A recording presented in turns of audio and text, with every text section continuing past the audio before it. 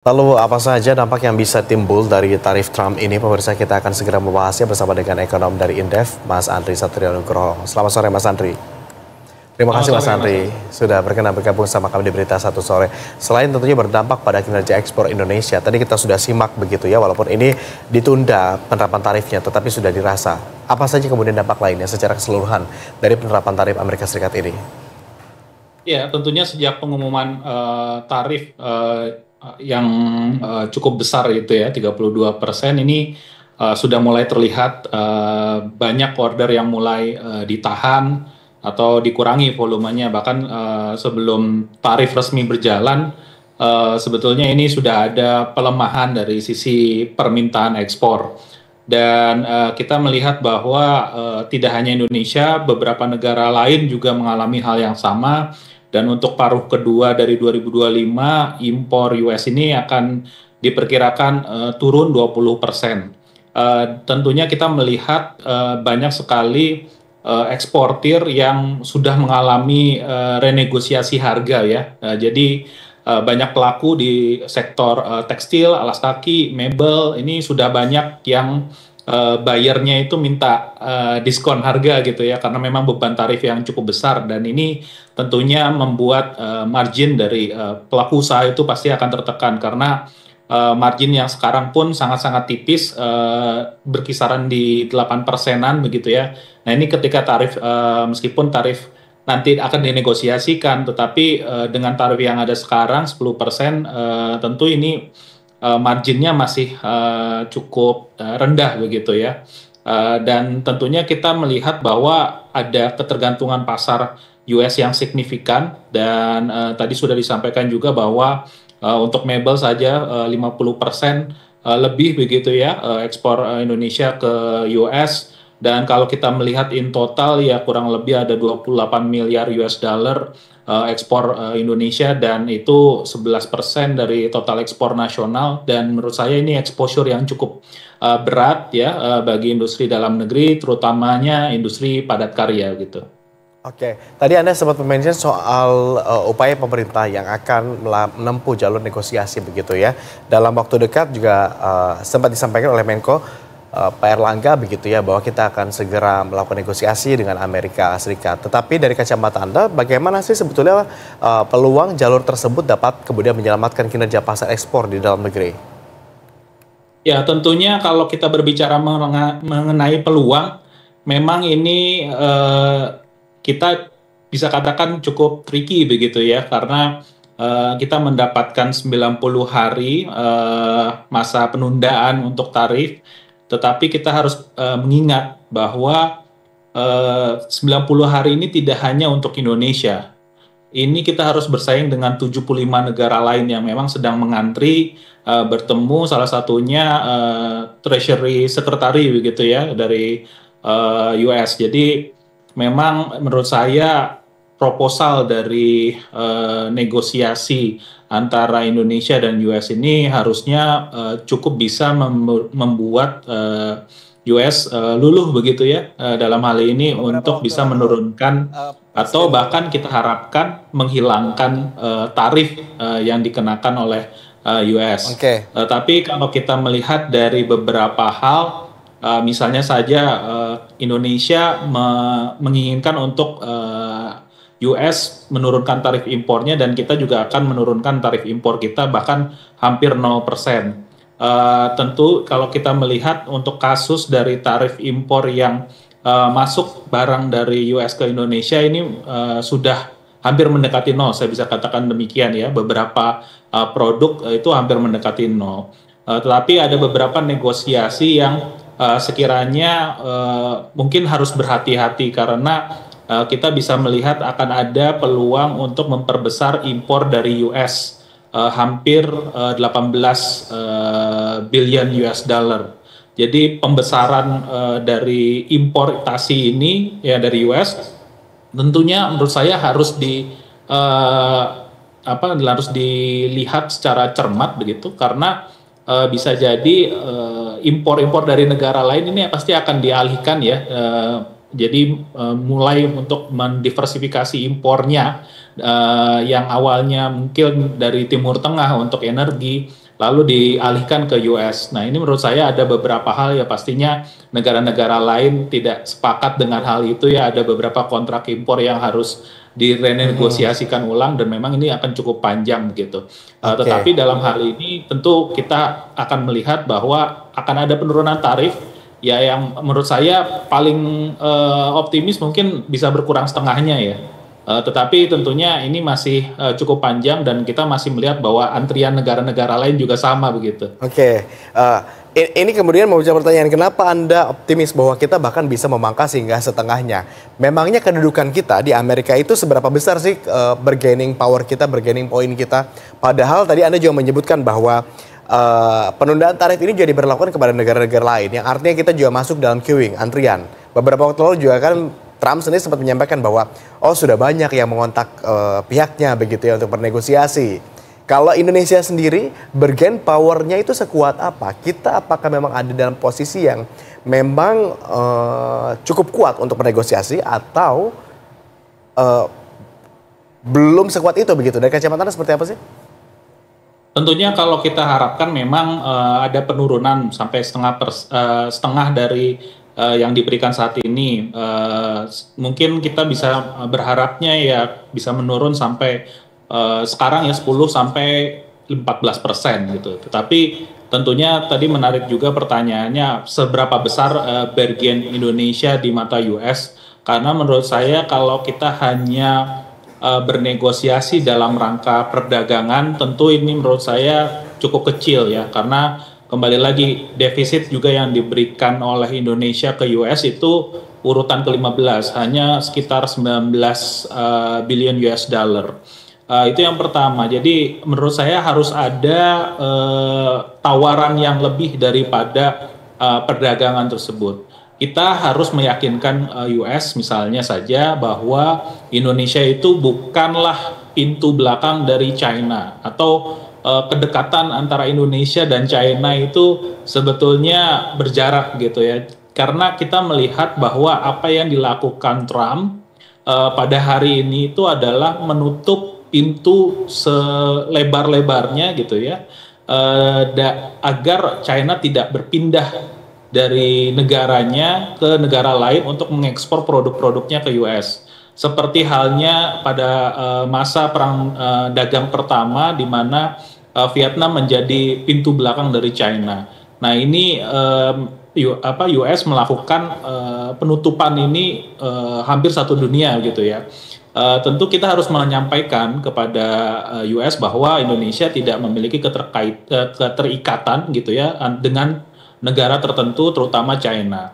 Dan kita bisa menawarkan terkait dengan peluang-peluang investasi yang ada di Indonesia, di mana kita tahu sendiri bahwa Indonesia adalah pasar yang cukup besar begitu, dan beberapa produk dari US itu juga kita gunakan gitu. Salah satunya misalnya di sisi energi LPG ya, 50% dari konsumsi di Indonesia sendiri itu kan berasalnya dari US gitu. Jadi menurut saya ada beberapa hal yang memang bisa kita tawarkan. Di sisi lain itu juga kita bisa melihat kerjasama antara kedua negara ini harusnya diperkuat juga. Tidak hanya berbicara mengenai ekonomi saja, tetapi juga mungkin berbicara mengenai keamanan nasional gitu. Jadi hal ini menurut saya menjadi salah satu yang bisa kita dorong ke depannya, manakala kita berpikiran bahwa tadi ya bargain positionsnya harus kita tambah, tidak hanya dari sisi perdagangan saja, tetapi dari sisi investasi dan juga dari sisi geopolitik begitu. Oke, perlu ada sweetener begitu ya agar kedudukan kita juga kuat di kacamata Amerika Serikat, sehingga kita punya bargaining power yang lebih besar begitu untuk katakanlah mendelegasikan maksud kita, menurunkan tarif setidaknya 50% begitu. Ada wacana soal LPG yang juga akan dibeli dari Amerika Serikat begitu, atau sweetener-sweetener seperti apa yang Anda maksudkan yang kira-kira ini bisa memiliki potensi baik begitu untuk Amerika kemudian looking down kepada kita? Ya, tentunya yang paling utama yang diinginkan oleh Amerika Serikat itu adalah bagaimana bisa mengurangi defisit neraca perdagangan mereka begitu ya. Itu yang paling utama, yang paling ingin dikejar oleh Amerika. tentunya yang bisa kita lakukan adalah bagaimana memperbesar porsi impornya gitu ya. Jadi porsi impor kita perbesar, maka defisit dari neraca perdagangan Amerika Serikat pasti akan berkurang dari situ. Nah, pertanyaannya produk apa yang bisa kita tambahkan begitu impornya? Tentu ini yang menurut saya perlu berhati-hati. Salah satunya kalau kita lihat memang kita cukup besar mengimpor dari US, dari Amerika Serikat ini adalah produk-produk energi. Kita bisa mengimpor misalnya saja tadi ya, menambahkan kontribusi dari 50% menjadi 60% atau 70% impor LPG kita dari Amerika Serikat. Tetapi yang perlu diingat sekali lagi adalah kita menaikkan dari 50% menuju 70% pasti ada implikasinya dengan negara lain. Kita mengimpor tidak hanya dari Amerika Serikat, tetapi juga kita mengimpor dari misalnya negara-negara Timur Tengah, salah satunya Arab Saudi. Nah, hubungan antara Indonesia dengan negara lain itu juga pasti akan terpengaruh manakala kita bisa mengimpor lebih besar daripada sebelumnya untuk dari Amerika Serikat. Nah, ini menurut saya tidak hanya berhenti di situ saja ya. Negosiasi ini pasti akan memberikan implikasi lain gitu ya, di mana hubungan antara Indonesia dengan negara-negara pengimpor lainnya, negara-negara yang menyuplai produknya ke Indonesia ini juga pasti akan ada beberapa hal yang menurut saya menarik juga akan seperti apa gitu, karena bisa saja negara-negara seperti Arab Saudi ya bisa saja memaksa Indonesia agar nanti kuota haji misalnya let's say itu akan dikurangkan karena impor dari energinya dikurangkan juga gitu. Jadi pasti akan ada model-model seperti ini, bargain positions tidak hanya berhenti antara Indonesia dan Amerika Serikat, pastinya nanti akan berimplikasi dengan negara-negara lain. Nah, ini yang menurut saya harus berhati-hati ke depannya. Jangan sampai kita ibarat kata mengejar Amerika, fokus mengejar Amerika, lalu negara-negara lain kemudian bertumbangan begitu ya, dan efek domino yang tentu kita tidak harapkan. Untuk di dalam negeri sendiri, Mas Andri, pemerintah mengatakan akan melakukan sejumlah strategi begitu kan, termasuk juga berbagai kebijakan ya, yang katakanlah bisa mendiskon tarif 32% sehingga menjadi terasa sekitar 14% begitu. Bagaimana Anda kemudian melihat strategi-strategi dari pemerintah? Apakah ini cukup membuka optimisme para pelaku usaha? Ya, kemarin Presiden mengatakan bahwa tidak perlu lagi begitu ya, ada restriksi pertek terkait dengan importasi. Ya, ini menurut saya juga cukup bahaya karena ini memberikan sinyal kepada industri domestik bahwa siap-siap sebentar lagi gelombang impor itu akan semakin besar. Karena Presiden sudah memberikan arahan ya kepada menteri-menterinya bahwa siapa saja yang mau mengekspor ke Indonesia dipersilahkan gitu ya, impor dibuka seluas-luasnya bagi yang mampu. Nah, ini menurut saya jadi salah satu tanda tanya begitu. Apakah yang diperbaiki itu adalah mekanisme impornya atau terkait dengan pertek atau regulasi-regulasi yang saat ini menurut saya menjadi pelindung utama kita dari gelombang impor yang cukup besar. Nah, ini yang menurut saya harus berhati-hati karena kalau kita buka seluas-luasnya, negara-negara lain tentunya pasti akan masuk ya ke Indonesia, produk-produknya pasti akan banyak di Indonesia dan kita pada akhirnya kehilangan tidak hanya pasar utama Amerika Serikat, salah satu pasar utama terbesar kedua kita, tapi juga kita kehilangan pasar domestik gitu ya. Jadi ini menurut saya perlu berhati-hati. Yang kedua adalah statement dari Presiden mengenai akan menghilangkan TKDN gitu ya. Ini menurut saya juga perlu berhati-hati karena TKDN atau local content requirement, component requirement, ini menurut saya tidak hanya di Indonesia saja, beberapa negara memiliki, termasuk di Amerika Serikat sendiri, di mana Amerika Serikat memiliki regulasi terkait dengan Buy American Act, di mana di situ dan itu juga jadi salah satu upaya kan untuk melindungi Yes. pengusaha atau produk industri di dalam negeri begitu kan? Betul, betul. Dan ini menurut saya harus berhati-hati kembali lagi. Ini ada TKDN ini sebenarnya insentif bagi industri domestik. Jangan sampai justru dihilangkan. Kalau memang mekanismenya bermasalah karena memang menjadi barrier atau penghambat bagi investasi asing, menurut saya mekanismenya saja yang dirubah. Tapi bukan berarti kita harus menghilangkan TKDN yang ada. Bagi saya regulasi terkait dengan importasi saat ini dan juga TKDN, keduanya sama-sama penting, sama-sama menjaga pasar Indonesia ini bisa dinikmati sebetulnya oleh investor di dalam negeri dan juga dinikmati oleh industri domestik. Kalau kita buka begitu saja, ya investasi atau investor yang ada di dalam negeri pastinya akan keluar begitu ya.